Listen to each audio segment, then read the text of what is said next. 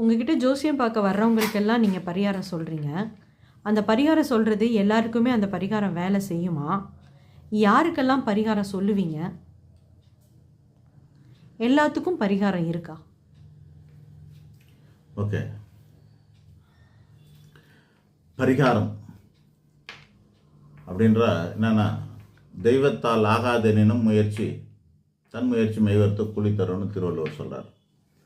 ஆக கடவுள் நமக்கு விதித்திருப்பது சரியில்லை என்றால் அதை நாம் முயற்சியால் பெறலாங்கிறது அவரோட வாக்கு. அந்த முயற்சி பல வகை, அதில் ஒரு வகை தான் பரிகாரங்கிறது. பரிகாரமும் ஒரு விதமான முயற்சி தான்.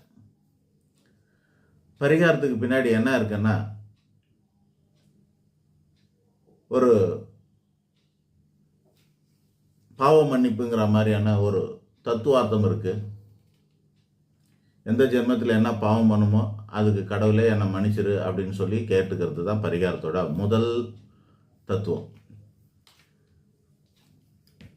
ரெண்டாவதா, உளவியல் ரீதியாக மோட்டிவேஷன் கிடைக்கும், பாசிட்டிவ் எனர்ஜி கிடைக்கும் பரிகாரத்தினால. இதெல்லாம் நம்ம பண்ணியிருக்கோம், அதனால் இனிமேல் நமக்கு நல்லது நடக்கும்ன்ற ஒரு எண்ணம் ஏற்படும். மூணாவதா, தத்துவார்த்த பரிகாரம். இதுக்கு இது செய்கிறதுன்னு சொல்லி செய்கிறதுனால அதனாலே நடக்கும். ஆக முயற்சிகள்லாம் நம்மளுடைய முயற்சிகளெல்லாம் மேற்கொண்டு என்ன ஆகும்னா அதிகப்படுத்தப்படும். இந்த மாதிரி பரிகாரத்தோட பலன் இதெல்லாம் இருக்கு. எல்லாத்துக்கும் பரிகாரம் இருக்கா அப்படின்னா, எல்லாத்துக்கும் பரிகாரம் இருக்கு. ஆனால் எல்லா பரிகாரமும் பலன் தருமாங்கிறதுல மட்டும் சந்தேகம் இருக்கு. பல பேருக்கு பரிகாரங்கள் பலன் தராமல் போகிறதும் உண்டு. பல பேருக்கு பரிகாரங்கள் பலன் தராமல் போனதும் உண்டு, போவதும் உண்டு. அதனால் என்ன பண்ணலாம் அப்படின்னாக்கா, அதுக்காக மெஜாரிட்டி பரிகாரங்கள் நிறைய பேருக்கு பலன் தந்துருக்குது, அதை நம்ம எடுத்துக்கணும். மைனாரிட்டியாக, அதாவது கொஞ்சமாக சில பேருக்கு சில விஷயங்களுக்கு நடக்காமல் போகிறது உண்டு, அதை பற்றி கவலைப்படக்கூடாது. திருக்குறளே ஒன்று சொல்லும், இது இன்னாரால் நடக்கணும் அப்படின்னு தெரிஞ்சு பண்ணணும்னு சொல்லுவாங்க.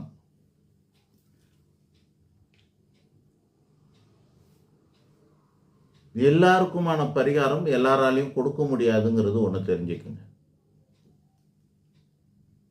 நான் ஸ்லோவாக பேசுகிற மாதிரி இருக்கும். ஏன் அப்படின்னா, எதுக்கும் ஸ்கிரிப்ட் கிடையாது நம்மக்கிட்ட. கேள்வி கேட்ட நொடியில் நமக்கு வர்றது சொல்லுவோம். அந்த நேரத்தில் சில விஷயங்கள் ஞாபகத்துக்கு வரும், உள்ளார்ந்து ஆத்மாலேருந்து ஏதோ ஒன்று தோணுது, அதை நம்ம சொல்கிறோம். இப்போ